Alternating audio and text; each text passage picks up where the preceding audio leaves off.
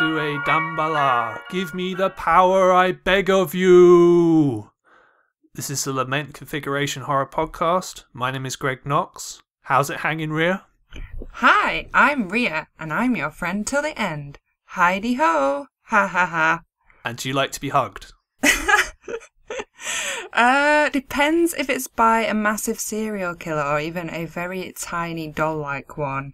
Hey Greg, you might have guessed what the theme to today's show is, listeners. Yes. Well, as promised on our last show, on the next 2 episodes of the Lament Configuration, we are covering the Child's Play franchise. Now, to me, full disclosure, I'm not the biggest fan of the Child's Play franchise out there, but a lot of people are, and I recognise that it's very popular. So that's why I thought, because the newest Child's Play film came out this year, and Rhea has seen it, saw it at Fright Fest, didn't you? I did indeed. I saw the world premiere with introduction with most of the cast there and Don Mancini himself. And I was one of the first people in the world to see that film screened, which is amazing. Cool. So, because it's a Lament Configuration show, Rhea, you have the usual warning. I do indeed. Okay, here we go. Warning, the following broadcast may contain Child's Play spoilers, extreme language, violence, and topics considered graphic or adult, not for those of a sensitive disposition.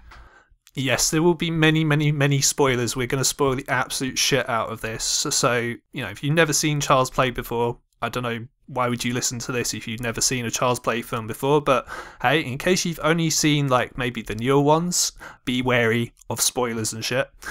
So, Rhea, this is a very important film for you. At least the first one is anyway, because I'll let you tell the story. Yes, indeed. So, we're going to cover the first 3 Child's Play movies in this episode, and then after that we're going to cover 4 to 7. So it's actually been really a lot of fun for me to go back through all of the films up to the current day. And it was the first horror film that I ever saw, Child's Play, aged 5. And I actually mistakenly watched it in the front room in the middle of the day because my mum had recorded it. She likes horror films, and she'd left it running and gone off to answer the phone or do some housework or something.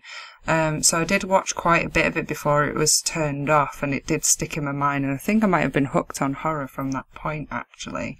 The Stephen King adaptation of it was the second film that I watched years later, and then from then on I've just been kind of addicted to horror. So the original Child's Play movie I've now watched this week for the first time in maybe 6 years. So it has been really great to just get back to the root of the franchise, and I am a big fan of the franchise, especially these first 3. Maybe not so much the later ones, for reasons that we'll discuss later, but I am still a fan of all of the films. Yeah, so what is it about Child's Play that you think is so popular to you and the fans? Well, for the first film made so much money that they then had a massive budget for the sequel, and there was so much demand for it. The first film was released in 1988, and I think creepy doll movies always seem to go down really well. I think this was one of the first of this kind, where you had this kind of supernatural, voodoo, black magic, plus you had a serial killer kind of reincarnated. It's a slasher movie as well, which was obviously great for the 80s. But Chucky himself as the main character and the serial killer in the film was just so creepy and iconic looking and just groundbreaking at the time. I can see why it really took off. It is something that, it's obviously far-fetched, but you could also imagine this being a real thing, especially when you're younger, with some kind of possessed toy. It's like every child's biggest fear, I guess. Yeah, so there'd been sort of short stories featuring evil dolls. So there's a short story quite famously in Dead of Night, which is an anthology film, and there have been a couple of other examples after that, but I think this was the first, or at least that I'm aware of, example of an actual supernatural sort of evil doll going around and killing people themselves of their own free will. It wasn't like a manifestation of someone else's psychosis, really. Yeah, fantastic. I mean, this must have spurred off a lot more in the future. Well, I was going to say Puppet Master. I think Puppet Master owes a lot to this franchise just for it existing, because it's pretty much the same idea. Yeah, I agree. And then, of course, you've got Annabelle now, and probably just so many more. I think there were quite a few ventriloquist dummy ones that came later there, probably kind of similar, but obviously more specific with the type of doll, whereas this was just a child's doll from a factory.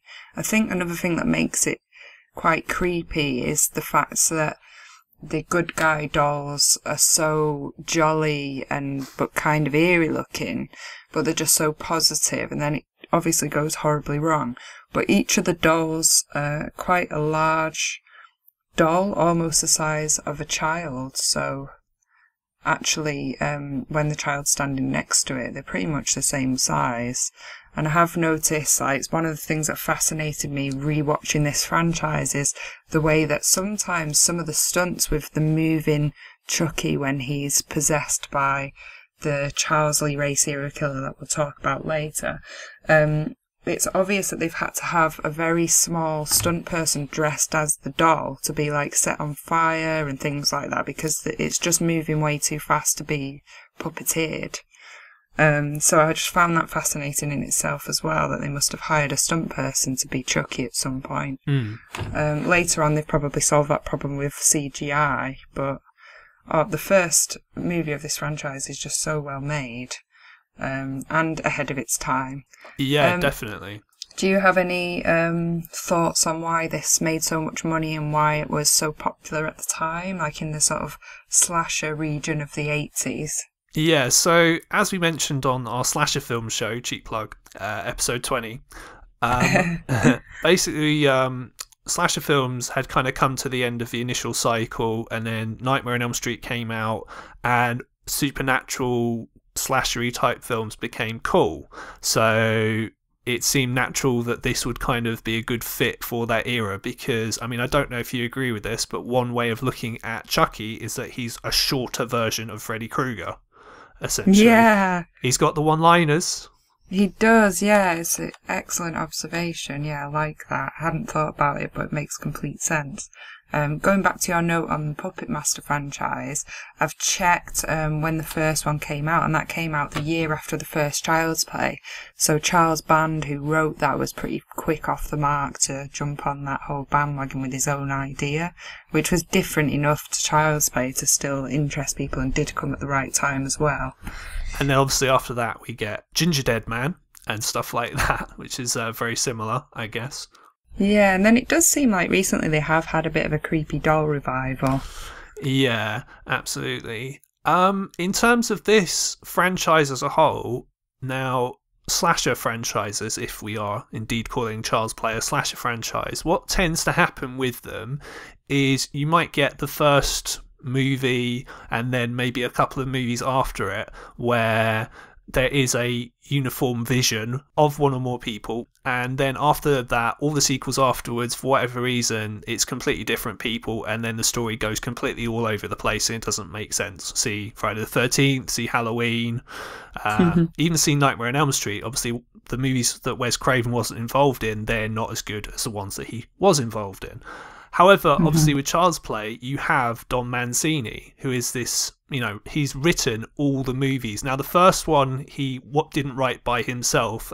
Tom Holland, the director, did write as well, as did John LaFia, who directed the second Child's Play film. They wrote the first one, but it was Mancini's original idea and his original screenplay. So It's quite interesting that you have this franchise that's 7 films in now, where you have one person pretty much writing all the films. I think that works quite well in the franchise like this. It does, yeah, and it's almost as if with the first three they did manage to really quite stick to the style, and then it does change after that and does get a little more comedic, which I think you can't help it being a bit more contrived like that as you kind of run out of material to surprise people from the original concept. It does seem to end up bringing more comedy into it in most franchises. Brad Dourif, the voice of Chucky, throughout the whole franchise has been his voice, which has also tied it together really well. I think if they'd have changed that and the person who wrote the ideas behind it, it would have become too different. And one of the best things about these first three films, I think, is the actor who plays Andy Barclay is in the first two films, and I think he really brings something to those films. He's actually amazing. I was so amazed watching the first film at how good he is for such a young actor as well. Not sure I agree with that, but yeah, okay, I appreciate the sentiment. We've kind of talked about it a little bit already, so we may as well talk about it in full. So the first Child's Play film, as I mentioned, is directed by Tom Holland. 3 years earlier he had directed Fright Night, which is a pretty good film, much better than the remake. And he'd also written Psycho 2, so it's a pretty iconic film to write. And yeah, this is kind of, to me, the best directed film in the franchise by far. And probably, if you're looking at it on a purely filmmaking and enjoyment scale, I would say this is probably the best one. I would agree, because I just think it's so iconic. I think it is the best directed film. You are right. But I didn't feel like two or three cheapened it at all. I just thought that they each had their own setting, which was quite different from the first one, which brought something new and interesting to it and value. And even though they're all by different directors, which I did find quite strange, with Don Mancini writing this and keeping the whole franchise linked together, I do think that they're all great for different reasons, the first three, but this one is actually my favourite. Well, I've got the synopsis. Yes. So the film is Child's Play. The year is 1988. Synopsis. A single mother gives her son a much sought-after doll for his birthday, only to discover that it is possessed by the soul of a serial killer, Charles Lee Ray, the Lakeshore Strangler. Yes. Now, in a nutshell, that's it. Yeah, that is basically it. So the story, as you said, is Charles Lee Ray. He has carried out a voodoo spell, which I did the first line of right at the start of the show, and gets repeated quite a lot throughout the series. And he transports his body into a doll, essentially the idea being that he will then transport his body again into, now, in the first film, it's the body of the first person that he reveals his true identity to. That does not stay the same throughout the franchise. I think it only really stays like that for the first two films. Oh, yeah, okay. Yeah, then after that, it seems to be either, well, anyone, I guess, or... Yeah, right now, at the point where it's just whoever. It doesn't actually matter. It could literally be anyone. And the reason for that is that, believe it or not, this will make sense. Don Mancini not a fan of the idea that you can only pass your soul into, the first person who you reveal your soul to. Now, it's quite interesting in this interview, and Mancini has apparently said this quite a lot. In his original story, the idea was it was more of a psychological film. So the idea was that you didn't really know if it was Andy who was doing the murders or if it was the doll. Whereas obviously in the film itself, it's very obvious who's doing it, at least to the audience. To the characters in the film, it seems a bit ridiculous that they think like this small 8-year-old cute little boy is killing all these people when we know obviously that's not the case. But it was supposed to be more ambiguous, and for whatever reason, be it the producer or the studio, didn't get behind that idea.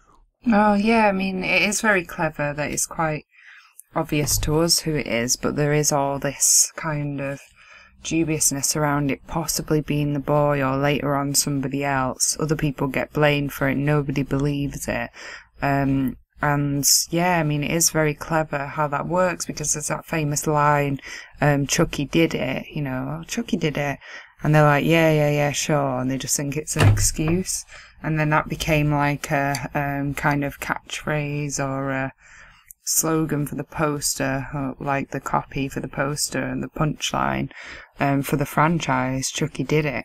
So it's quite clever how that works, and how it seems like their brains are playing tricks on them because they don't possibly believe that it could be the doll, but they suspect that it might be. Something quite frightening about that. Yeah, now it's quite interesting because Tom Holland, as I mentioned, he wrote and directed Fright Night, which is about a teenage boy who, knows his next door neighbour is a vampire and no one believes him.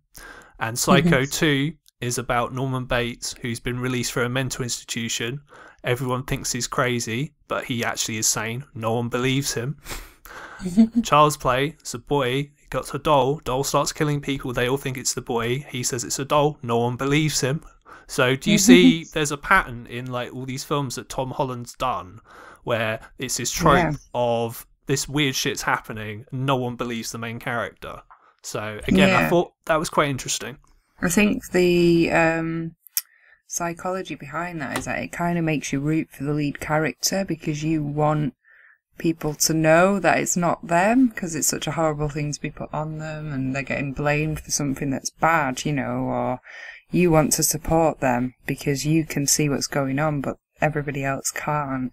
So it just makes you kind of relate to that character and put yourself in their position, and you're rooting for them. So therefore you're invested in the character, you're invested in the film. I think it's very clever. Yeah, now, things that I personally like about the film, I really like the characters. So you mentioned Andy, slightly stilted performance, I think, sort of very, very played down, but not annoying. So I guess for a child actor, I guess that's probably as good as you're going to get. So he was cool. The actress who played his mum, Karen, who is Catherine Hicks, who interestingly only appears in this film. I'm not entirely sure. I know in the story why she's not in the sequels after this, but it's a bit weird that she never ever reappeared, because all the other characters seem to have reappeared at some point one way or another, and for such an integral character in the film, she's never come up in any of the sequels. She's been mentioned, but Catherine Hicks herself has never appeared, which is quite interesting because she's married to Kevin Yeager, who's like the puppeteer, the main sort of operator of the Chucky doll himself, and they met on this film. So it's weird that she's never, appeared in any of the others at all. And Chris Sarandon obviously, who's a pretty big name. He wasn't like a headline actor, but he'd done The Princess Bride and he'd done Fright Night and stuff like that, so he was quite well known. And I think they have, compared to a lot of the other films in the franchise, I think the characters are quite well rounded, and they're pretty well acted. So I did wonder why they didn't use Tom Holland as a director after this. I found that a bit odd, but I guess they have their reasons. I mean, who knows? I mean, it's quite interesting because with directors of horror films, there are people who are not horror fans and maybe they will only do one film, whereas people who are like full-blown fans, they'll do it over and over and over again because they love it so much. So I don't know if he just saw it as a job or if he was passionate about it to a certain point and then just didn't want to do another one, because with the first three films especially, there's a lot of repetition.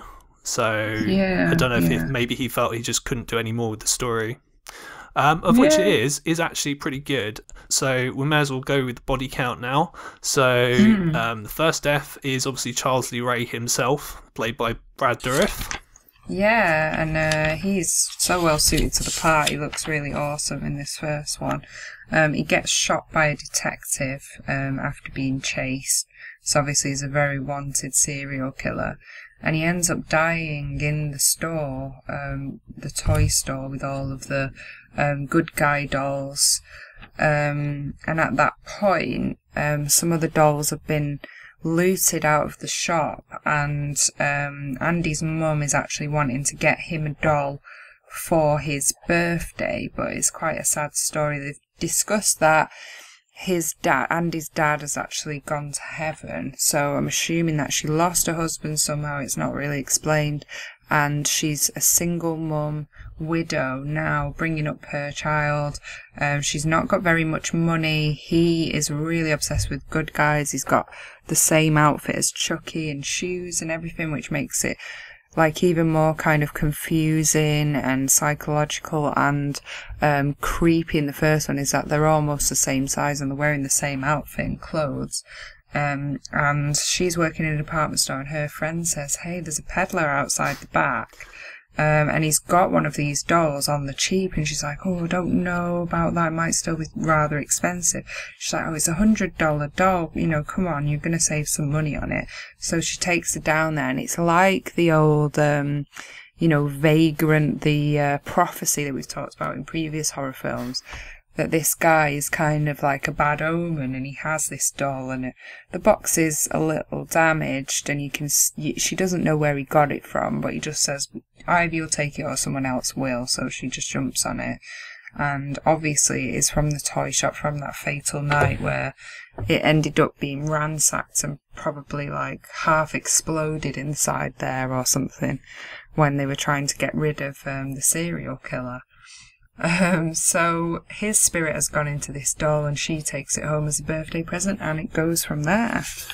Yeah, so from that section, things that I found funny is that there was a massive explosion at the toy store just from his soul transferring into the good guy doll. I thought that was hilarious. Just an excuse. Yeah. We got the money for a big explosion. Fuck it, let's just do it. Boom. Yeah, because I was thinking he was only shot. How was this whole thing gone up? Where did this explosion come from? It's ridiculous. It was the 80s, admittedly, but still.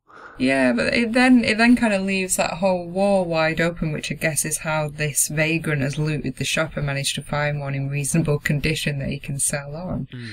And it makes sense that not only would she be able to afford to buy it, but there's probably not that many dolls left in the shop if it's exploded. No, exactly. And I'm not really surprised that Andy wants a good guy doll, because what happens in the film is that there's all this almost propaganda about good guy dolls. Like there's good guy TV channel almost, and just constant like propaganda of like, oh, you gotta have a good guy doll. Although I did find it quite funny in the commercial, they say, oh, like now you can get your own good guy doll, and you think, wouldn't they have brought out a good guy doll already? Like, if you were going to merchandise something, surely the first thing you would think of is dolls. Not, I know we got all this stuff, like a tool set, like a fucking good guy tool set that I think his mum gets him to start off with, but not a doll. Like, that didn't make a lot of sense to me, but oh well. It seems to have started as a cartoon, then progressed into clothing, then the doll, but as you say, it's like the doll seems like the first port of call. The cartoon does look quite cute and iconic and, you know, friendly and stuff. And you see him pouring out his cereal and he's watching the TV channel and everything. It is a bit much. Yes.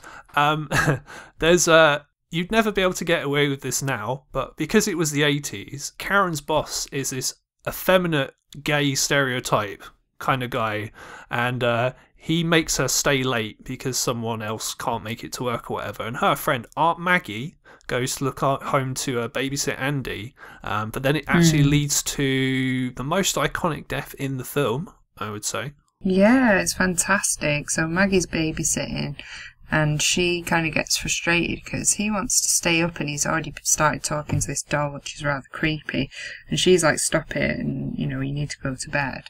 And then the doll keeps putting itself back in front of the TV because it wants to watch the 9 o'clock news because Charles Lee Ray is being spoken about on the news, which is very clever.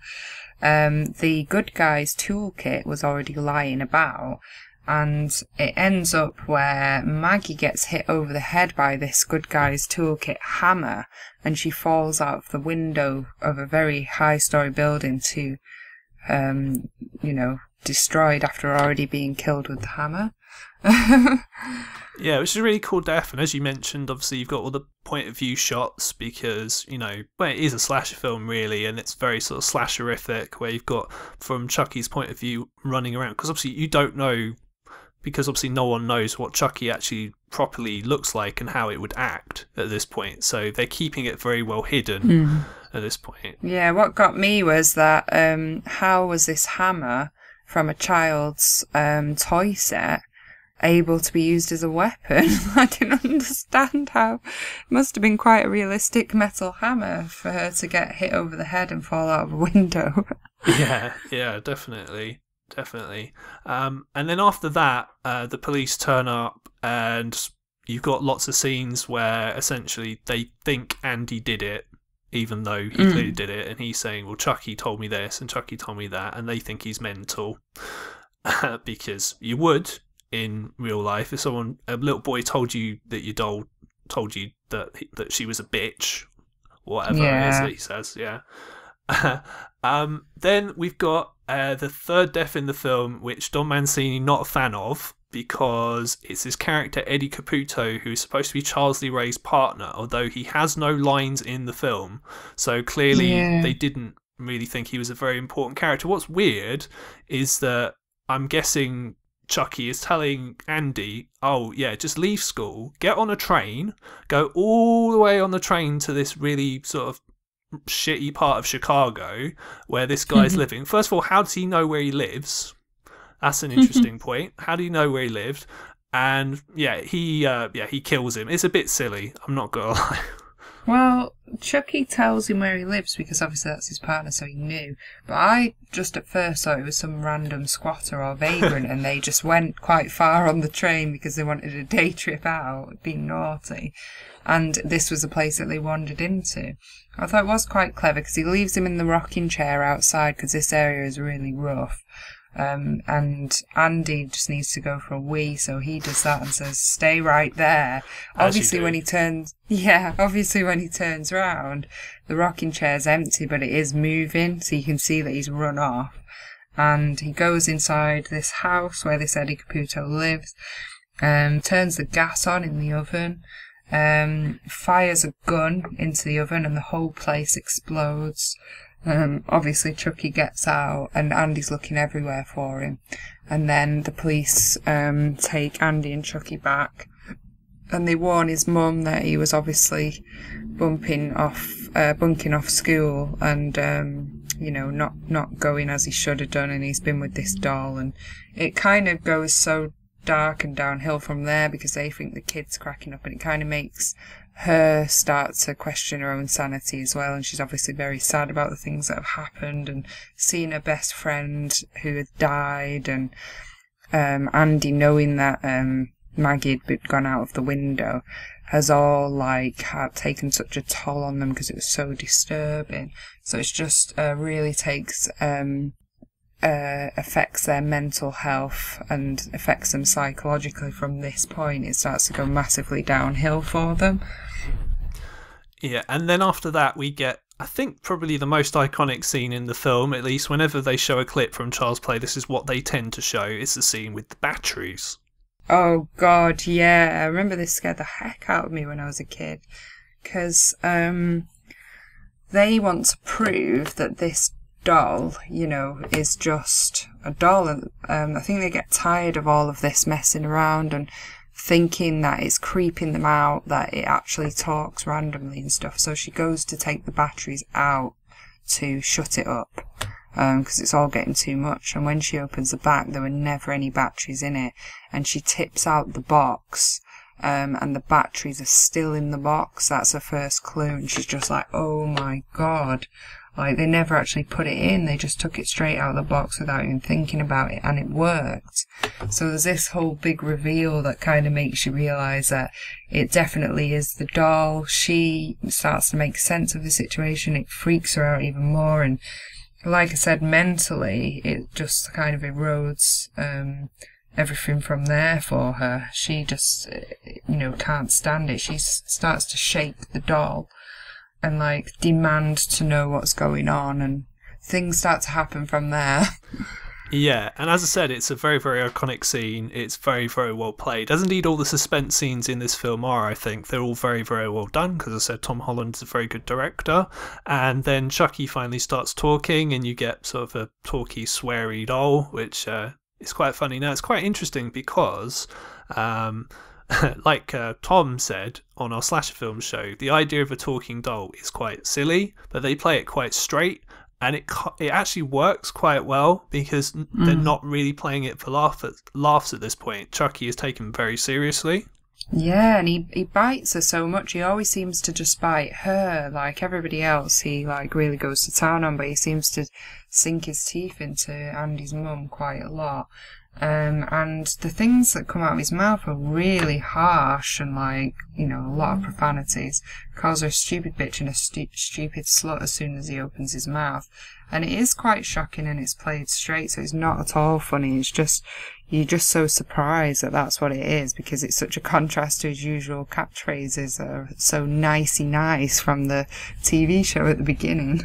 Yeah, and there's no wisecracks really. I mean, there's a couple later on, but he doesn't really wisecrack Chucky, at all, really, at this point.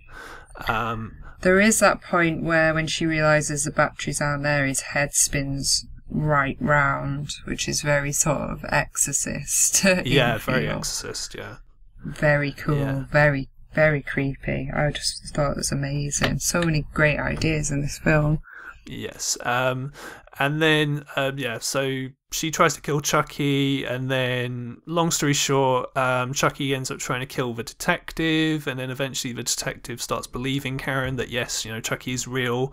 And then we get kind of, I don't know if this is the weakest bit of the film or not, so we got the whole voodoo sort of subplot, which is how sort of Chucky's obviously trying to move his spirit into Andy's body, and we got his voodoo friend called John, who I guess taught him everything that he knows, and then he dies in a pretty grim way. I have to say, it's actually pretty effective, I thought. Yeah, I mean, I see what you're saying by it might be the weakest part of the film, because the rest of the film I think is just outstanding. But I really do like that voodoo angle, and initially he breaks his leg using the voodoo doll, breaks his arm, and then stabs him and kills him off, and it visually does have a lot of impact. It's quite shocking to watch. I quite like how it does also feel like there are some elements of like Hellraiser film with this kind of supernatural voodoo element, and I kind of feel like that voodoo aspect of it ties into that, and it's just one of these things that was getting quite big in the 80s that people had a lot of interest in at that point. Or maybe it was still quite sort of untouched or unknown, and they've used it in quite a believable way. So, I did like that scene very much. Yes, and the next death is probably my favourite, just because it's so vicious. I do like a good vicious sort of slasher death, and it's the death of Dr. Ardmore. So Andy is holed up at this sort of child mental facility, or whatever the fuck it was, I don't know. And Chucky kills this doctor in a very, very, very vicious way that I really enjoyed.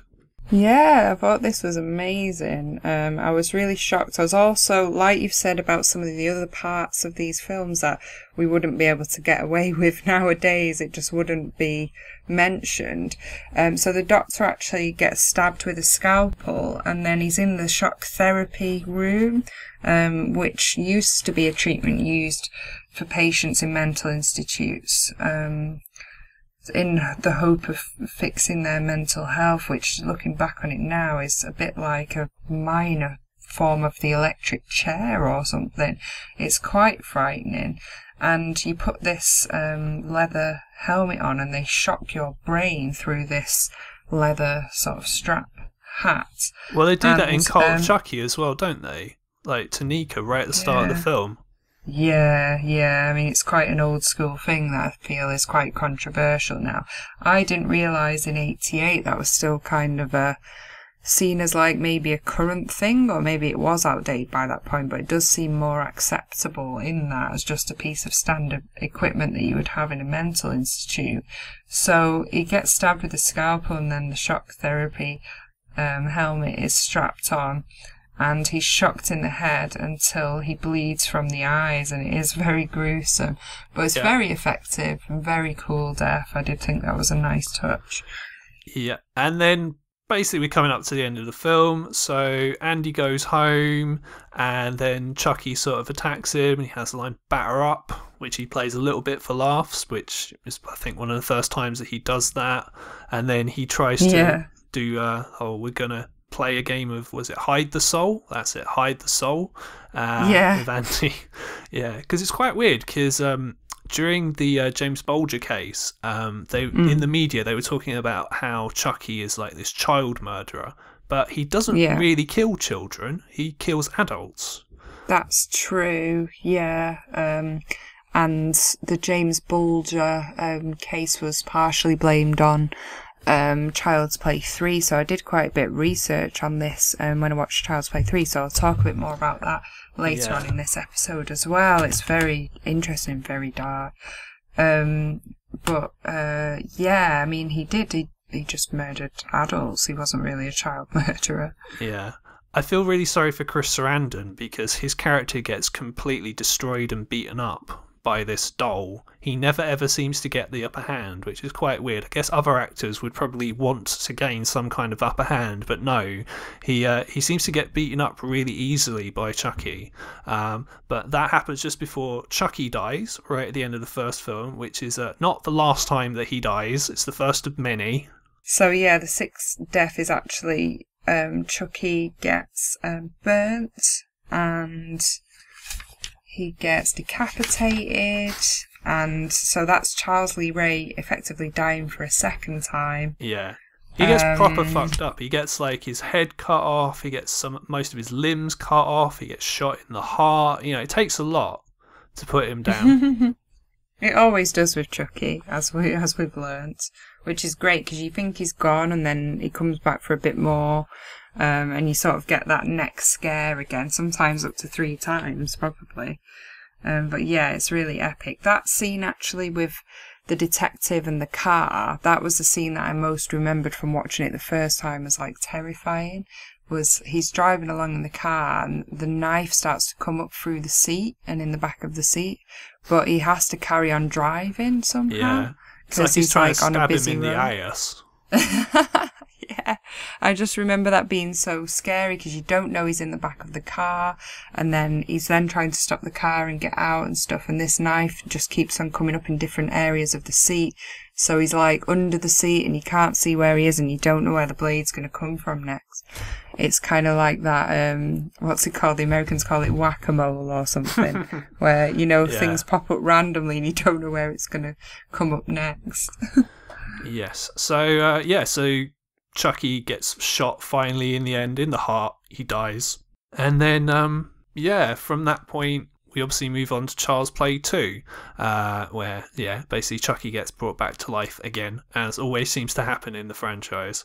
But yeah, just to sum up this one quickly, really, really enjoyed it. It's not my favourite horror film by any stretch of the imagination. There are issues I have with it. However, for the most part, it's very, very well shot. I really like how the suspense scenes are done sort of before the characters are killed, so it's the most kind of slashery in that sense, because it's all about the suspense. It's not about the actual deaths themselves. Deaths are all staged really well. Chucky is actually quite scary still at this point. Brad Dourif is really good. But on the other hand, I mean, as I mentioned, the effects are a little bit dated, especially during the fights. And also another thing I noticed, I don't know if you noticed this as well, there's a lot of kind of people turning to walk away and then characters grabbing them by the shoulder and forcibly turning them around. That happens quite a lot in the film. That did kind of bug me a little bit. It's like no one seems to want anyone to walk away. They have to have the last word, so... I never noticed that. I did think at the end, did you think it was quite Terminator-esque when Chucky's face is so burnt? It's like visually amazing. There's like a bit of a Terminator-esque feel to when his face is kind of exposed underneath and his eyes are like, you know, kind of bulging out and exposed, and it was a really nice touch, like when he was headless, his body and his head operate separately, you know, like a headless chicken. And also the fact that Andy finishes him off, and he tries to persuade him to stay with him, because he says, don't forget we're friends till the end, and he says, this is the end, friend. And he uses this match to burn him. I thought that was a really nice touch. And then obviously gets completely finished off at the end. I thought it was just such an amazing build-up and visually so creepy and scary when Chucky is so mangled and just keeps coming back for more, much like Terminator 2 as well, if you like that film, which I love. Yeah, I like the first two Terminator films a lot. I would say the end of the next film is very, very Terminator 2 inspired as well, even though it came out before it, which is quite weird. But yeah, that sort of reminded me a lot of Terminator as well. I wonder if they got inspiration. Well, no, it's James Cameron, so... So this film, I loved it. It was my favourite one. Yeah. I would say of all the films, this is probably my favourite of them as well. Although when we go into talking about the next film, it's quite curious sort of how fans of the franchise always view the first films in these kinds of series, because a lot of the time they kind of like the series, and I don't know if it's because they don't want to admit the first one is the best because it kind of belittles the rest of them, but they kind of, I don't know, we'll talk about that in a minute. But as I was going to say, this film was very successful financially, so they made Child's Play 2, which is directed by John LaFia, who was a writer on the first one. So Rhea, can you give us a synopsis for Child's Play 2? Okay, so Child's Play 2 is a 1990 film, and the synopsis is: while Andy's mother is admitted to a psychiatric hospital, the young boy is placed in foster care, and Chucky, determined to claim Andy's soul, is not far behind. Okay, so the main difference I would say with this one from the first Child's Play film is that Andy is definitely the main character, so the story is definitely mostly from his point of view, and it's quite interesting because this is the first sequel. The impression I get from online is that this is the majority of Child's Play fans' favourite film in the franchise, even more so than the first one. Oh, really? Well, yeah, I mean, the great thing about this film is that it's suddenly really aware of Chucky being such an iconic character. So it does kind of play on his image and presence much more. The other thing is that they made so much money from the first one that in this film they actually have some really incredible sets that they were able to fund. So it starts off in the psychiatric hospital, which is always a great setting for a horror film, let's face it.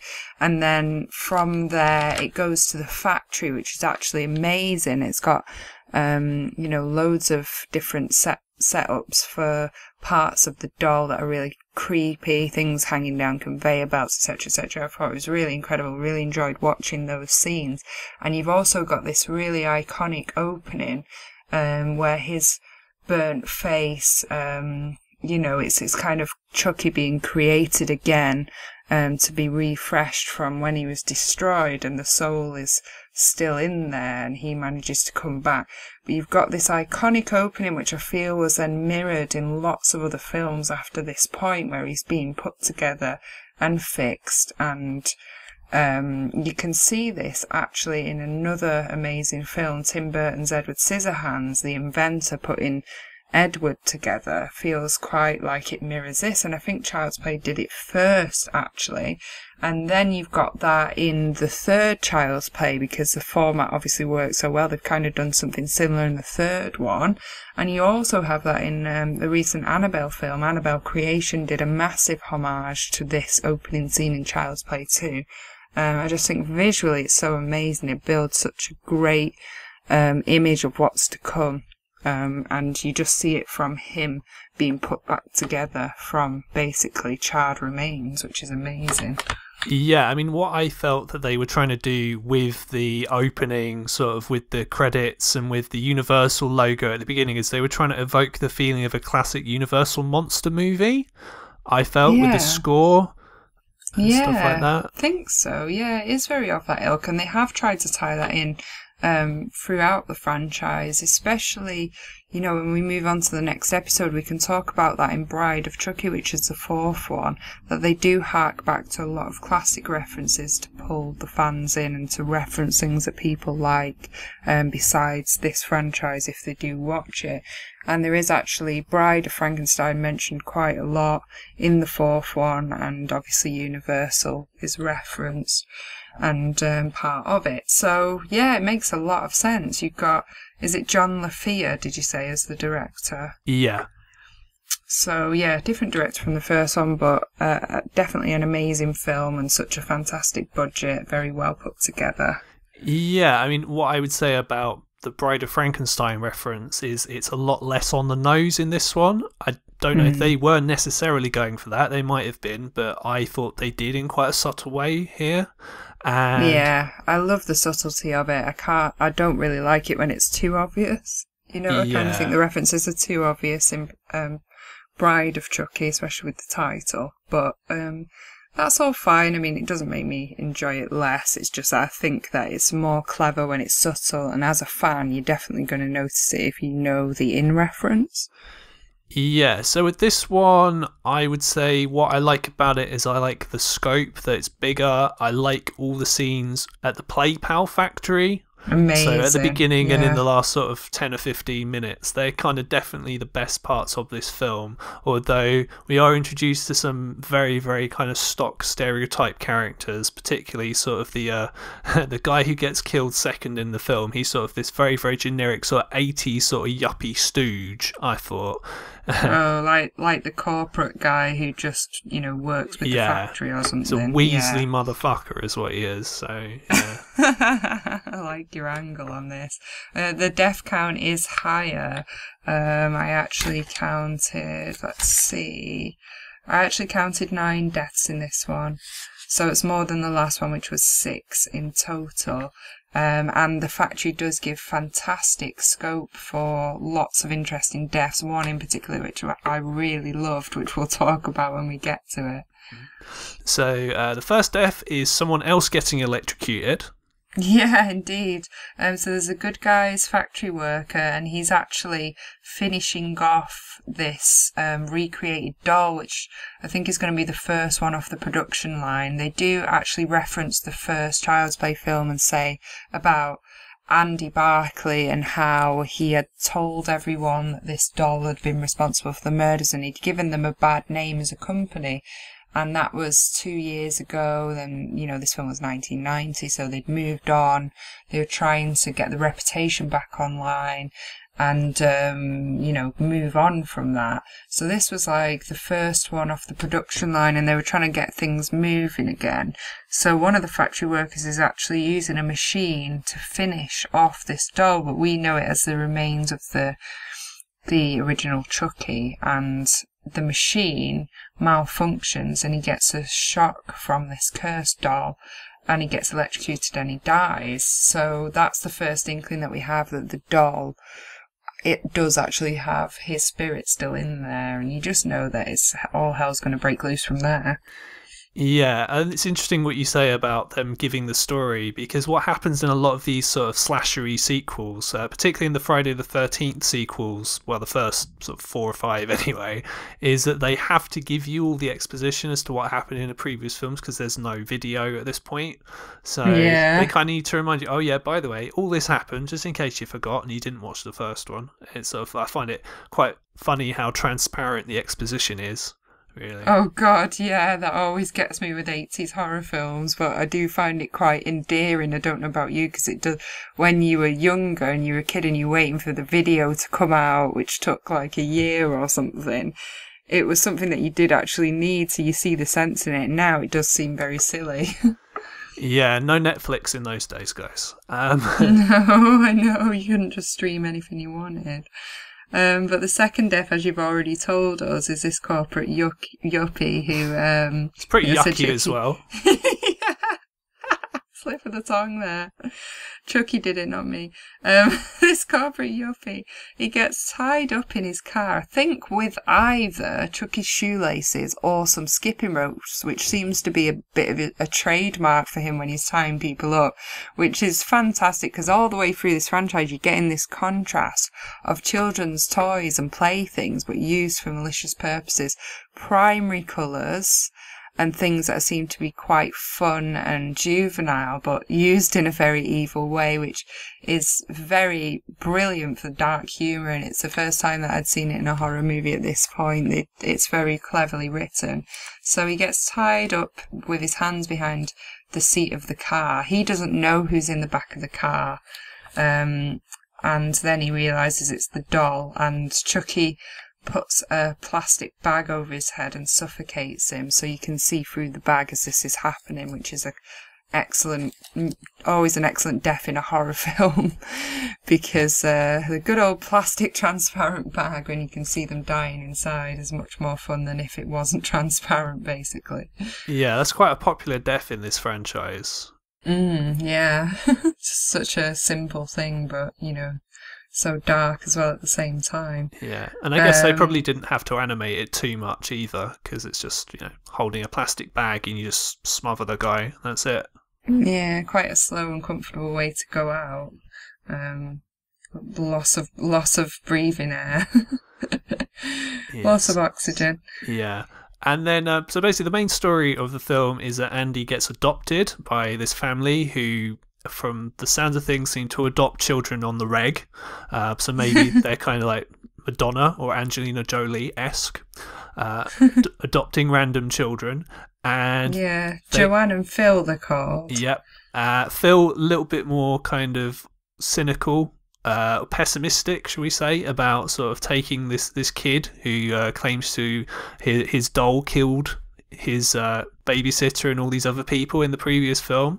And so essentially all this stuff happens with Chucky, and there's a older girl who is almost like a big sister to Andy. He's called Kyle, which is wouldn't have thought that was a girl's name, but oh well. No, me neither. I thought that as well. But she's quite the tearaway, and she's quite hardened to the whole fostering process. She moves around a lot. She smokes. She's a bit of a rebel.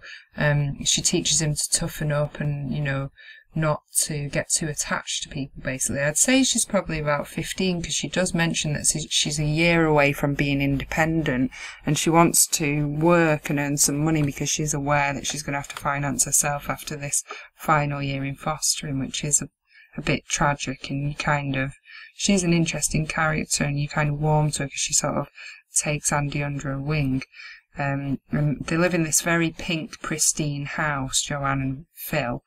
And Andy turns up, and they put him in his room, which they decorated, but they had a boy that lived there before in the same room, because they do it so regularly, as you said.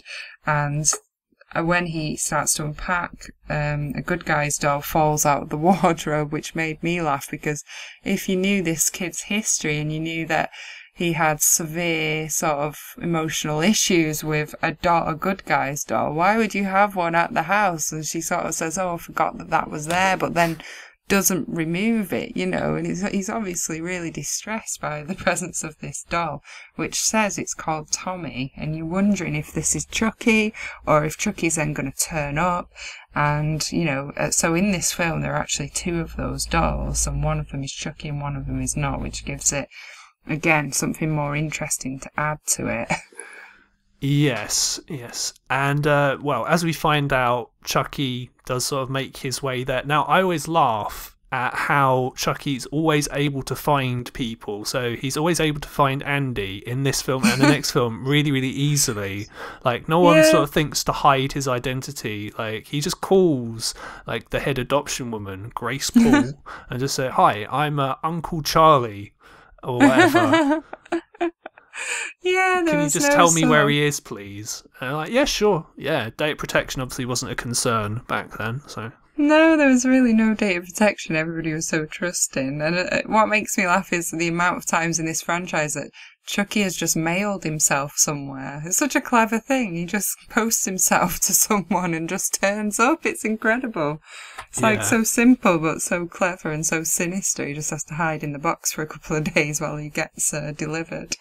He does that in at least half the films, where he'll mail himself somewhere at some point. Yeah. Oh my god, imagine if you could just do that. So funny. Well, I'm 6'3". You can't really do that if you're my size, so. Well, so the third death is when Chucky finally appears at the house, and he finds this other doll, this Tommy doll, and he's not very pleased. I mean, there isn't really room for two of them there. So he disposes of this doll, which has already been there, so would obviously not cause too much alarm. and he smashes it up with this very fragile, important, sentimental ornament that Joanne, the foster mum, has told Andy not to knock over or touch. She's told him it's really valuable. He smashes Tommy the doll up with this ornament, and he buries him in the garden, and has quite a funny line: "Eat dirt, Tommy." And that's kind of the start of him with his catchphrases he sort of develops. Yeah, his Freddy Krueger-esque kiss-offs. Yeah, and they are a tiny bit cheesy, but they play it really well, and I do actually really enjoy those one-liners. So Tommy gets buried under the swing, and nobody discovers him for a while, so he kind of gets away with replacing him, effectively. Yes. And then after that, we get a scene that we didn't get in the last film, because Chucky told Andy to go and kill Eddie. We actually get Andy's first day of school in his new home, which doesn't go very well, and it ends up that his teacher, Miss Kettlewell, ends up dying. And what I don't know if I like this or I don't like this, but did you find all the deaths were a bit ridiculously over the top in this film? Because what tends to happen, at least I noticed anyway, is people will just go flying into things at some point. So for this death, after Chucky gets her with the, I don't know if it's a ball pump or a bicycle pump or whatever, she goes flying through the air over about 3 desks in this classroom. It's absolutely hilarious. Yeah, it's so funny. And then he just says she's been very naughty, and he beats her to death with a ruler. And yeah, I mean, most of these deaths made me laugh, which I feel like I didn't want to do that, because it is still quite a serious film, but they were so over the top. I think they could have reined it in a little bit, but it's still brilliant the way that they've done that. So yeah, she gets stabbed with a bicycle pump, which is funny. And then he tells her she's been very naughty, and he beats her with a ruler. She's dead. And the next one, equally ridiculous. Phil, the foster dad, then ends up hanging from the stairs, and he breaks his neck. And Chucky then says, "How's it hanging, Phil?" Now, I admit I did really like that line. It's more of the way that Brad Dourif delivers it, because he delivers it in such a deadpan way. He doesn't overdo it. He doesn't say, "How's it hanging, Phil?" It's more, "How's it hanging, Phil?" So great. Good. Yeah. I mean, it is his delivery, and sometimes he's so aggressive with things, it's just brilliant, Yeah. So that was death number 5. Phil, the foster dad. And then, of course, after that, you know what's coming next. It's foster mum is next on the list.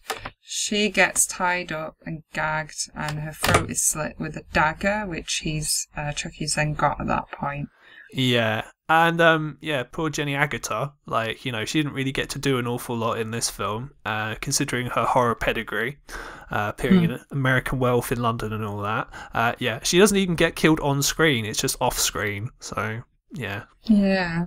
And there's some quite, at the school and things like that throughout, there's some quite nice little clues as to things that are going to come, or towards the whole animated or creepy doll thing. There's Pinocchio, a book that she's reading, and she's saying, I'm alive, and that he's going to become a real boy, which is a nice little nod towards what's going to happen. I think there's something else later on as well, maybe at the school, a little hint towards Chucky becoming animated. So yeah, I noticed that kind of thing as well. And then you've got the foster agent, who was obviously had a few parts in this film, and you know that it's going to return to her, and Chucky's going to come back and get her, because he's trying to find out more about where Andy is. He's trying to get him back, and the foster agent gets photocopied and battered to death, which I found absolutely hilarious. Yeah, now this Grace Paul is the character's name. It's played by Grace Zabriskie, who is in a lot of David Lynch's stuff. She's in Twin Peaks and Inland Empire. So, yeah. Who does she play in Twin Peaks then? Do you know? I don't know off the top of my head. I need to look this up. That sounds awesome. I love Twin Peaks. Yes. Although just before that happens, there is a bit of a cheesy scene where Chucky has essentially kidnapped Kyle, as you do when you're a doll, and she's on the run and she's driving really fast. She gets stopped by the police, and that whole scene with the policeman sort of and Chucky's nose bleeding is just really cheesy. It's just a bit nah, that didn't really work for me. Some of the comedy is a bit misplaced in this. I don't mind when it's like Chucky doing the one-liners and stuff. When they actually do like the goofier stuff, it really falls a bit flat, in my opinion. Yeah, I mean, there were some serious bit when the kidnap scene where he puts a gun to her head and he says, "No questions, just drive now. Park this piece of shit. Do it now." And he's quite, like, scary. But then, yeah, some of it does get a little ridiculous. I liked one of the lines when he beats up the Tommy doll and he says, "Hug this," and then eat dirt on it. I thought that was awesome. And after that, we get the best part of the movie, which I think most people agree, which takes place at the factory at the end, and is kind of Terminator 2-esque, as we mentioned earlier. Yeah, this is my favourite death. So the night watchman, he gets put on the conveyor belt, and the eyes for the doll are like pushed down into the doll's faces as they're lying flat on the conveyor belt. So you know what's going to happen. He gets these doll eyes pushed in, and he dies on the conveyor belt. It's so good, and it is ridiculous again, and kind of makes you smirk a bit. But at the same time, it's really dark, so I just loved that. It's up there with the electric shock therapy death from the first film.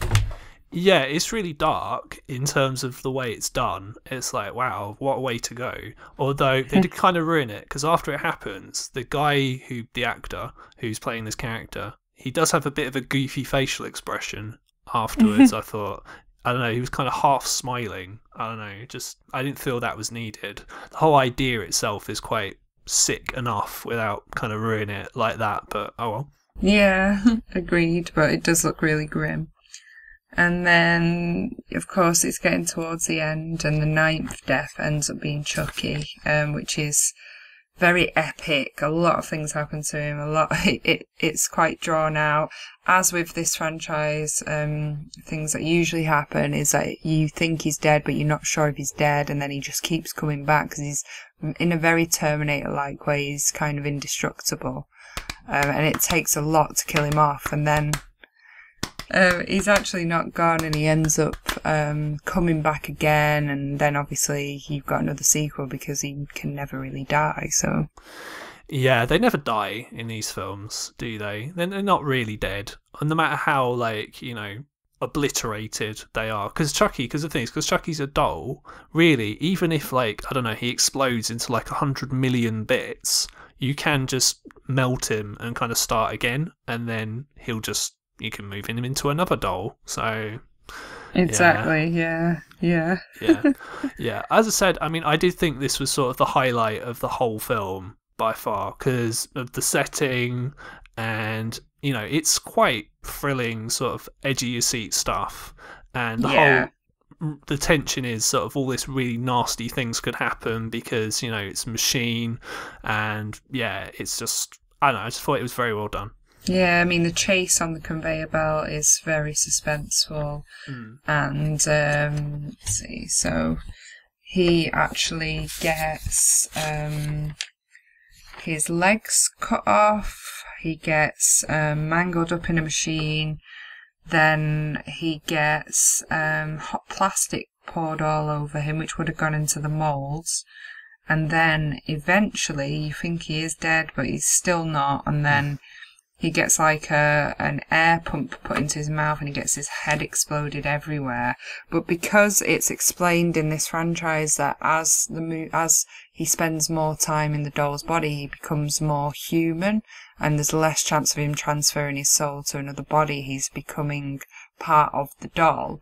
and more lifelike, he can then bleed. So that, hence the blood scenes with the blood coming from the nose and stuff like that. It's all a hint towards the fact that he's more human and more set into this body. So when Chucky gets killed off at the end of the first one and the second one and every other one, there is always blood in the explosion, which I just find to be epic, because you kind of still don't expect it because he's a plastic toy. And then when he explodes and he's bleeding as well and you feel like he's really dead, it is just such, after all that build-up, it's just so amazing. Yeah, and I do like how it ends with another explosion. So there's all these explosions that take place in this franchise. It ends on another one, and the way they shoot it is really cool. It's sort of an homage to Zabriskie Point. It's quite a famous sort of shot where you've got an exploding building and they just keep cutting back to it from different angles over and over and over again. So in this case, you've got Chucky exploding, and then they cut to another angle of Chucky exploding, and then another angle, and another angle. So I quite like that. I thought that was quite cool. Oh, wow, yeah. I do love that. It has become one of those iconic kind of shots with explosions that a lot of people just do now because it's such an awesome way to show it. Yeah. But yeah, I love that. So great. Yeah, it comes from Zabriskie Point. They use it in a film called The Fury as well, which is by Brian De Palma. It's kind of like a Carrie-esque type film. But yeah, there's a person exploding and literally he shot it in the same way. It's, pretty cool. So overall then I would say that I think this is probably the best sequel of all the sequels in my opinion. I don't think it's as good as the first film for some of the reasons that I've said, i.e. the deaths being a bit too over the top. The characters apart from Kyle aren't really all that well rounded. There's the whole bit where Andy's going to school, didn't really like that too much. It is basically a sort of copy of the plot of the first film in that you've got older people who don't believe Andy, seeing Chucky, kind of repeat that again. Just a couple of goofy bits, but other than that, I thought it was pretty cool. It was alright. Yeah, I agree with you completely, and I think we had this same outlook for the Hellraiser special that we did. Cheap plug to our previous episodes on Hellraiser. Nothing wrong with that. We like plugging ourselves, hey, we like our show. So yeah, I think it went the same way with that franchise, interestingly enough, and we'll get to explore other franchises that we love and that, listeners love as well, in this way. And, especially with Hellraiser and this, we really love the first one. That was standout favourite. And then this one I do feel is the second best as well, which I think is exactly what we said for Hellraiser. So it's just so interesting. As you move away from the first idea, sometimes it can become better, but mostly it's that really sets the bar high. I have noted as well that by this point, by the second one, Chucky's getting himself a very distinctive laugh. I feel like that is really part of him and his image. I love that about his character. Also, he is giving the middle finger to people quite a bit, which is, such a sort of brash, aggressive thing from a doll, and a lot of people are shocked by it because they don't expect to see a doll move, and it becomes like one of his kind of distinctive things that he does, which is both funny and quite dark. And there's such a lot of scope with the copy on the posters and the taglines. So I can't remember what the tagline is from the first film, but on the second one it says, "Sorry Jack, Chucky's back." And on the third film you've got "Look Who's Stalking," which I absolutely love. And it also says, "There comes a time to put away childhood things, but some things won't stay put," which is awesome as well. So it's getting a lot of trademark things. I have found the catchline, the catchphrase from the first Child's Play film on the poster. It says, "You'll wish it was only make-believed." Yeah, which is, that's not quite as funny. It's more like, wow, it's just a supernatural horror film. It doesn't really have the same kind of ring to it as the kind of more clever, ironic ones. Yeah, they really start to come into their own with, his image and the whole play on words and puns with, like, relating children's toys to dark and evil. So yeah, it does get more honed and better with that as it goes along, which is fantastic. Yeah, I mean, Brad Dourif overall, I would say his performance in this one and the next one is sort of the best Chucky performances, in my opinion. Yeah, I agree. It's really incredible. He's really quite scary at points and very aggressive, which is awesome. Yeah, obviously after 3, there's various issues which we'll go into on the next episode. But yeah, I would say at this point, he's kind of the best Chucky. So you mentioned that Child's Play 2 was the best sequel. We then, obviously, logically, after Child's Play 2, got Child's Play 3, which I don't think is anyone's idea of a good Child's Play sequel. I'm not really sure there's anyone out there, although I'm sure there is, it's the internet, who will say this is their favourite Child's Play sequel. It's not the worst one, but it's definitely not my favourite at all. I like it. I really like it. Again, they did have a lot of money for this, so there's some excellent sets and scenes shot in the dusty old factory as they're going back to that, and mentioning that the business has been ruined, etc., etc. And also later on, you've got a fairground set, which is really epic. So I loved that. I'll read the synopsis first and then we can talk a little bit about the James Bulger connection, which I do find really interesting.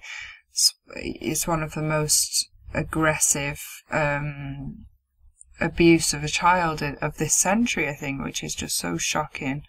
I've not thought about that connection for a very long time, and when I watched this I needed to remind myself, and it is just so grim to look back on that incident. So we'll just talk a little bit about that as well, although it is very controversial. So Child's Play 3 is a 91 film, so 1 year later, so they were very quick off the mark making this. They were obviously getting into their stride there.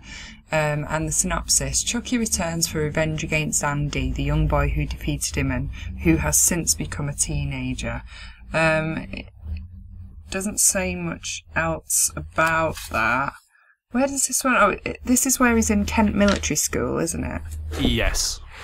So yeah, he's been sent away to go into the military after being fostered for quite a while and never settling, and they see his behaviour as questionable and think it's a good idea to send him there.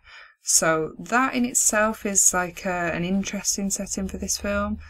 Not as good as the second one, as we say, but still a great movie, just not up there with the first and second one.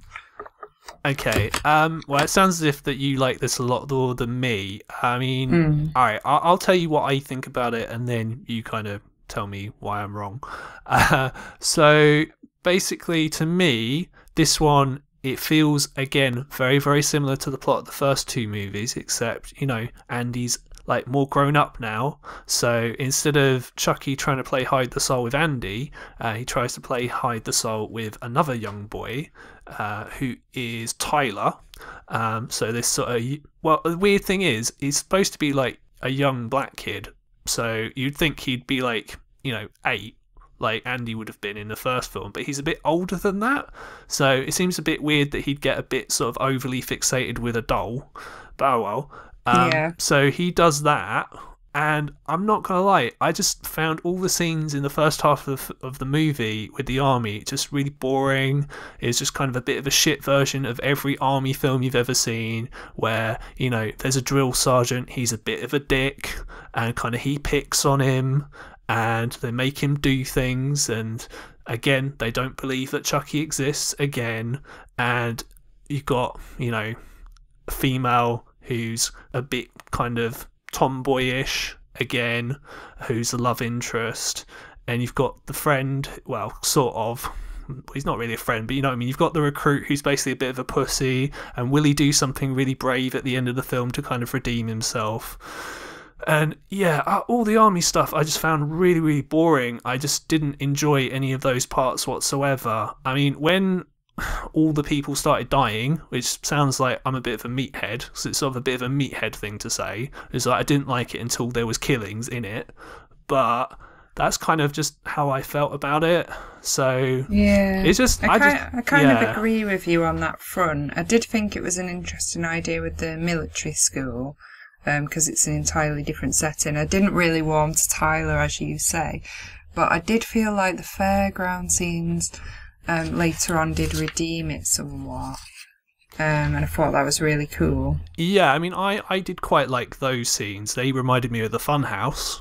Yeah, it really reminded me of that, and I thought the sets were amazing. There's a lot of potential for interesting violence and death in that. Yeah, so I mean, those bits were alright, and they kind of redeemed it a little bit. And the only other thing that redeemed it was Andrew Robinson. I thought Andrew Robinson was awesome in this film, because he seemed to be in a completely different film to everyone else. Everyone was sort of very, very dialed down, and he's basically playing this sergeant who's obsessed with everyone's hair, telling everyone to get haircuts, and he had an awesome moustache as well. I thought that was great. So I was very, very upset when he died. That was absolutely insane. Yeah, I did think that was a standout part of the film and rather funny. And very weird at the same time. But yeah, he was great. Oh yeah, I mean, obviously, Hellraiser. So we know he can do kind of unhinged really well. And yeah, he's definitely very unhinged in this film, although in a different way. Yeah, I mean, there are a couple of standout lines that I liked in this film. There's one that said, "You just can't keep a good guy down," that Chucky says when he comes back, which is brilliant.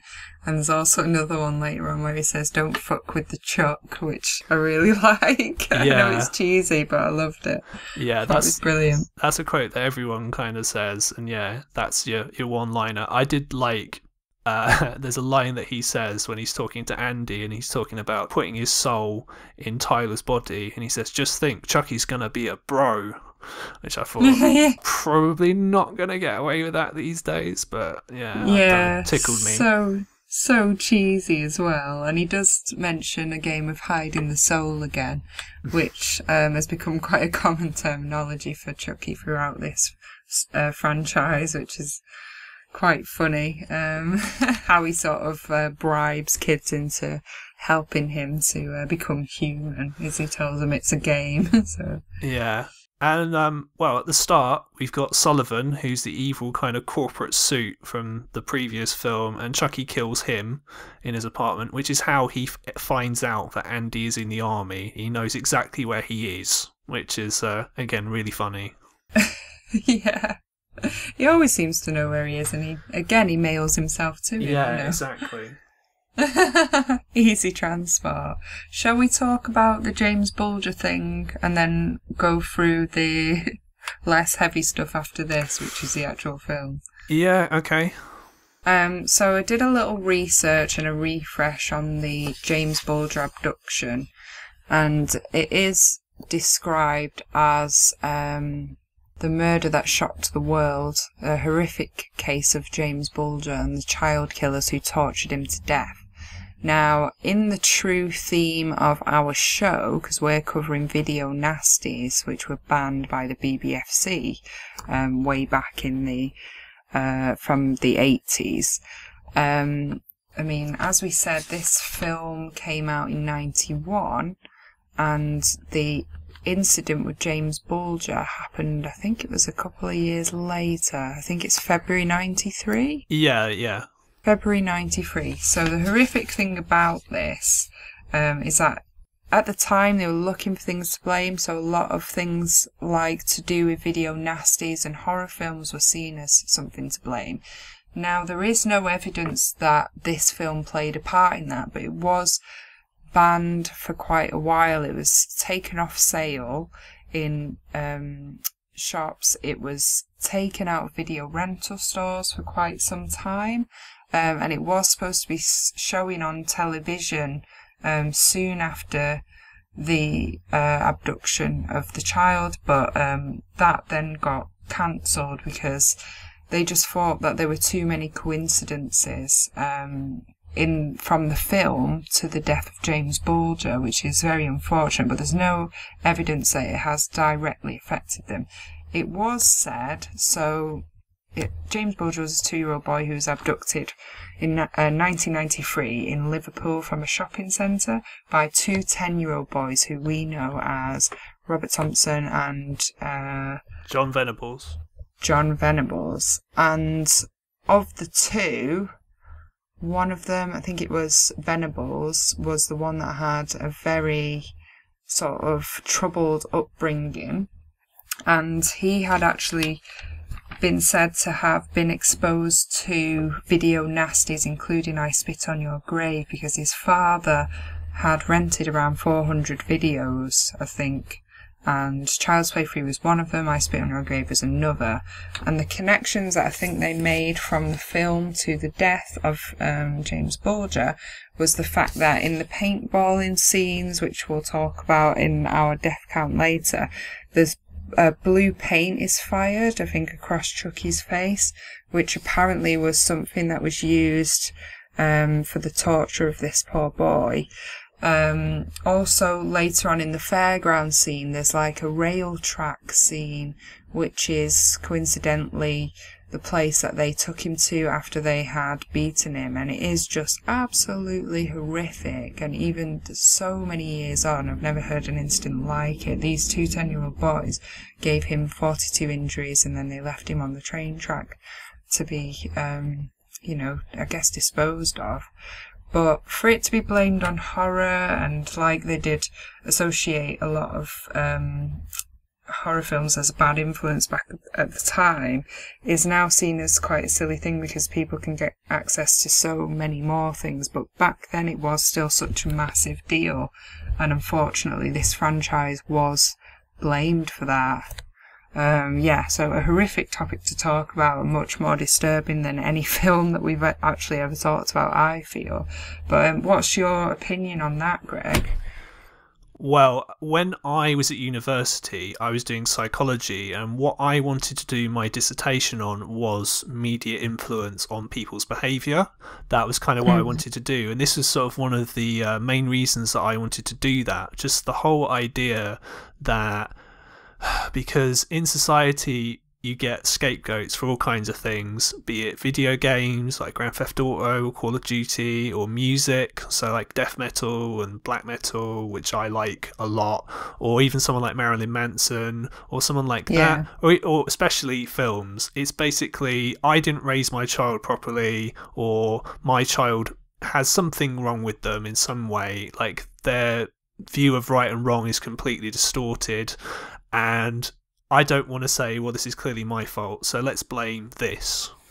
Because, what are they going to do? So, they did decide, for whatever reason, that Child's Play 3 was the reason that, these boys killed James Bulger, which is patently absolutely ridiculous, to the point where I was actually watching some documentaries on the James Bulger case, and they didn't mention Child's Play at all, because the idea that you can watch a film and then kill someone because you're influenced by it is patently ridiculous. If that was the case, I'd have killed many thousands of people by now.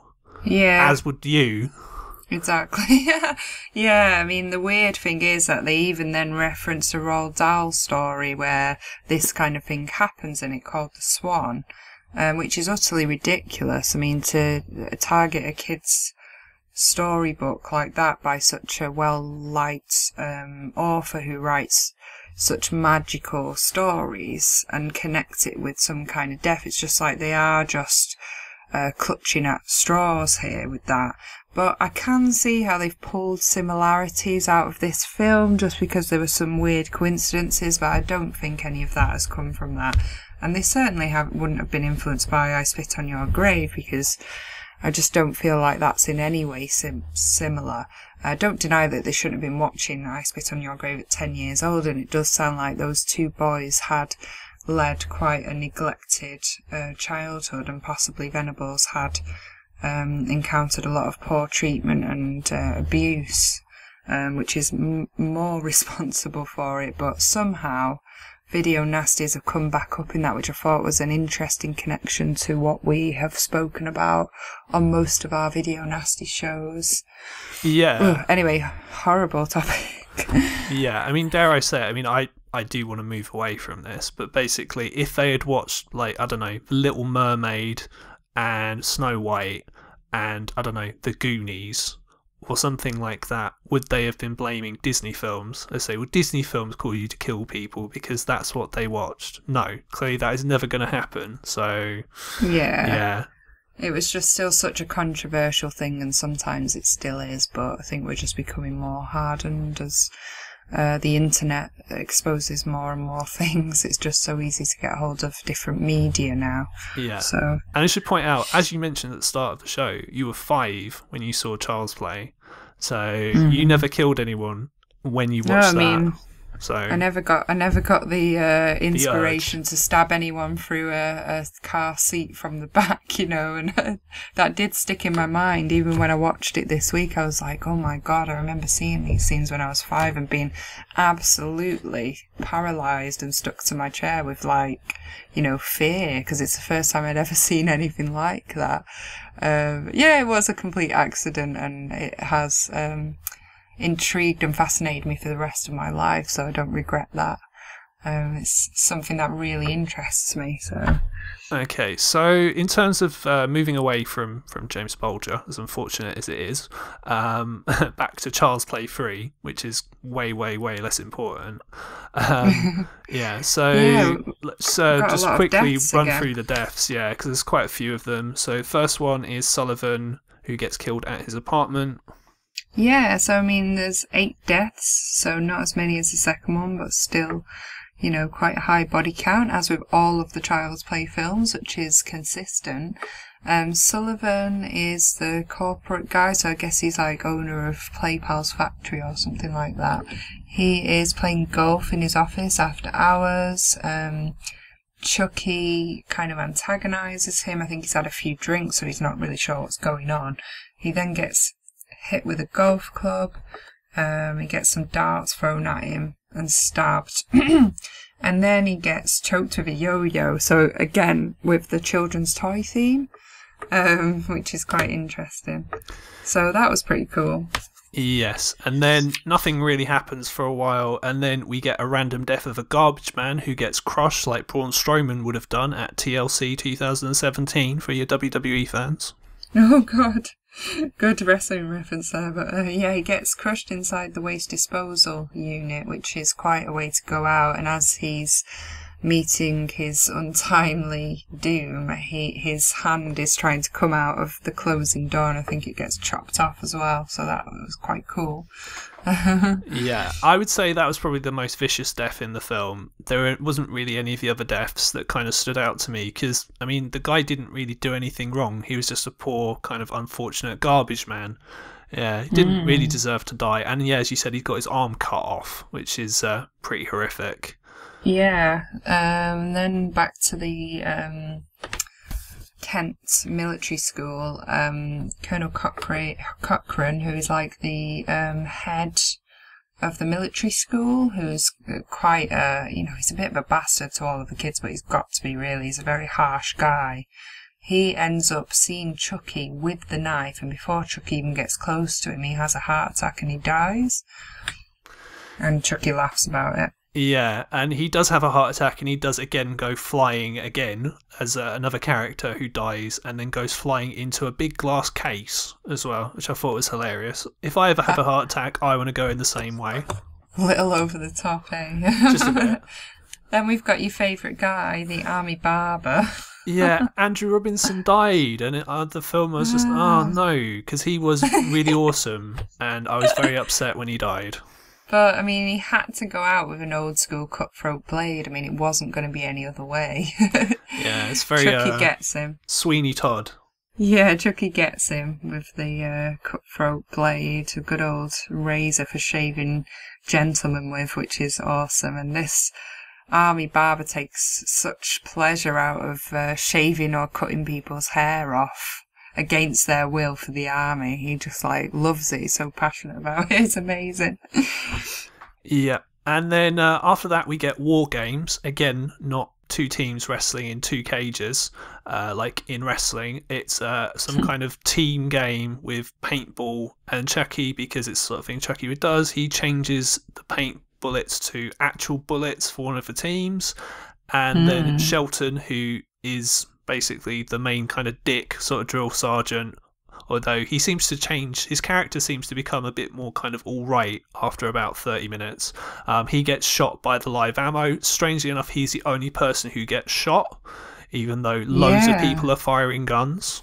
Yeah, I thought it was very clever how they had a blue team and a red team, and the red team that shot him didn't realise because red blood comes out and it looks the same, so it took them a while to realise that he'd been shot, which was really awesome. I did like that death. Plus you wanted him to die because he was such a dick, so... Yeah, although one thing I always found a bit weird, and this scene in particular would sort of stand out for this is the first time that anyone's seen Chucky, apart from Andy, obviously. No one seems to be freaked out by a talking doll with, you know, it can move by itself, it seems to have its own kind of free will. Like, no one is sort of bothered by this. They're all just, oh, it's a talking doll. Oh, okay. Yeah, and so it's like some passing comments in parts of this franchise when a random passerby sometimes catches sight of him and he gives them the middle finger, the old flipping the bird at them, and they go, oh, rude doll or whatever, and it's like, you would be freaking the fuck out. You would be like thinking you'd hallucinated it or something. You wouldn't just be like, oh, how rude. He then starts to be referred to as a midget quite a lot because from a distance people just think he's a midget, which again I'm like questioning, is this a term that they would now use in later films? I'm not sure. Maybe they can because it's an aggressive kind of film with a lot of profanities in, but who knows? And then Chucky throws a grenade, and Whitehurst, who's been a coward all the way up to this point, finally decides not to be a coward and save everyone. He jumps on the grenade and he dies. He explodes, yeah. Very valiant act there. I was quite surprised at that, bless him. Yep. And then Andy... So that's death number 6. Yep, and then Andy and De Silva, who's the kind of tomboy girl, who's like the love interest, they technically desert because they somehow just disappear and go to this carnival, and that's where we find Death 7. Which is the security guard who's just found bleeding from the head, so you don't know how he's died, but you know kind of Chucky's been there, it's happened off screen. So, and then that leads us to the finale at the fairground, which is awesome. Really loved, it's like the old school ghost train kind of ride, which we so love. And Chucky ends up meeting his untimely doom there. Eventually, which is very drawn out again, as we always experience. Definitely.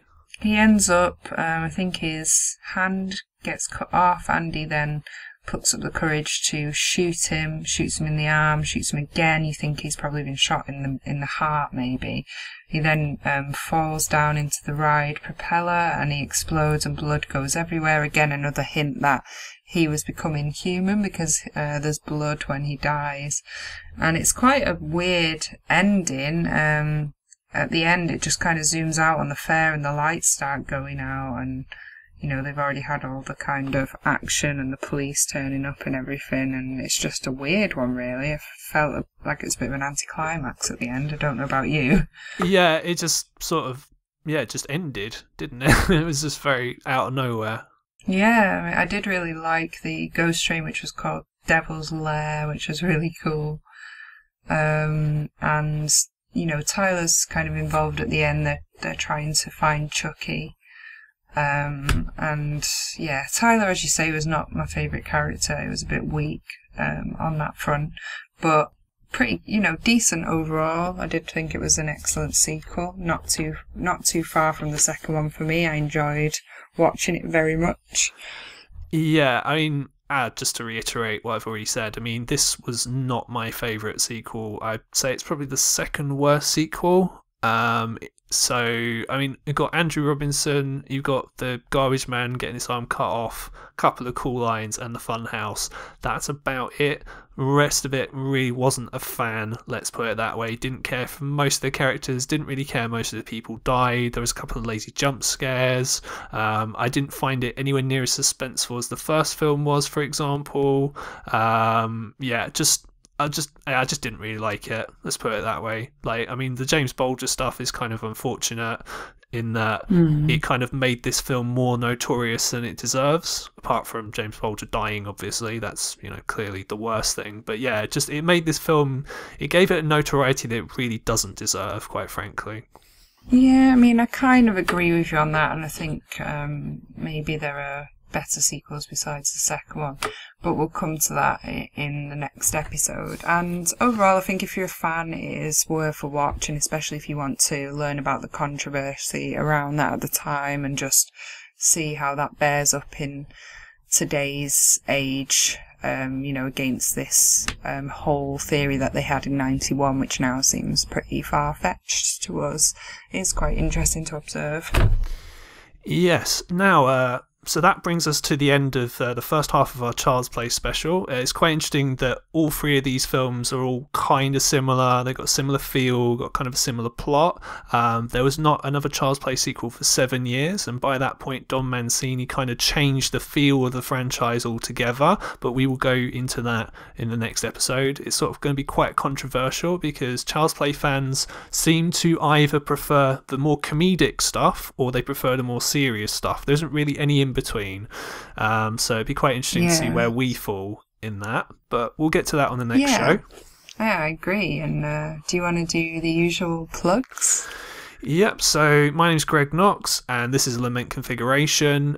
You can catch us on Facebook at the Lament Configuration Podcast, on Twitter at Lament Horror. You can find us on our dedicated YouTube channel, which is going pretty good guns at the moment. You can find us on Podbean. You can find us on TuneIn Radio. Excellent, lots of platforms there. And as always, I have been your resident body count girl, Fend. You can find my alternative modelling and actress profile on Facebook, Fend, that's Fend. I think I'm approaching 50,000 followers now, so thank you so much to everybody who has joined me on there. I will be updating that again very, very soon. And I also have an Instagram, Ria_Fend, and Twitter as well, where I'll be posting about the Lament Configuration and any events that I go to, myself or Greg go to do any live podcasts in the future or to represent horror and talk about what we love talking about. So join us there.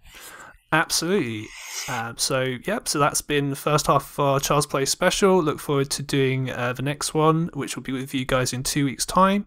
And remember, guys, friends stick together till the end. And as Andy said, this is the end, friend. Playtime's over. See you next time.